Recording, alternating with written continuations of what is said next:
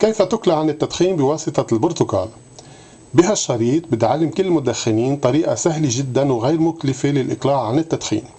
كل شي بيلزمناه هو برتقالة في النهار.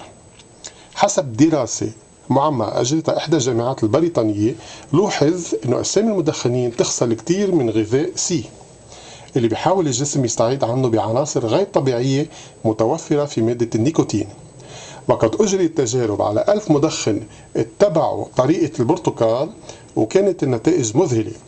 85% منهم استطاعوا الإقلاع عن التدخين كليا، وال15% المتبقية خفت عندهم الرغبة في التدخين بنسبة كبيرة. وهالعلاج تعتبر فعاليته أقوى من معظم العلاجات الكيميائية المتوفرة في الأسواق، وهو غير مكلف بل على العكس مفيد جدا للصحة. فتناول البرتقالة في اليوم بيقوي المناعة، بينظف الشرايين، وبيزود الجسم بعشرات الأغذية اللي بيحتاج لها. فكل يوم قشروا برتقالة وحززوها مثل هيك، وحطوها بعبوة بلاستيكية مثل مثلا هالعلبة هون.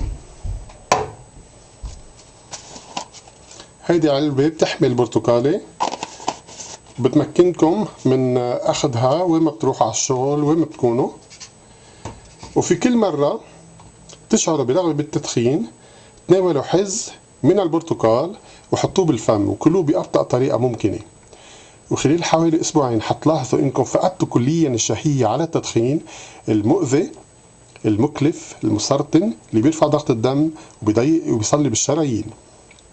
بتمنى تجربوا هالطريقة وتوزعوا رابط هالشريط لكافة الأصدقاء وأفراد العائلة المدخنين اللي بتعرفوهم. وما تنسوا تعملوا لي سبسكرايب وحتى تشوفوا الجديد مني.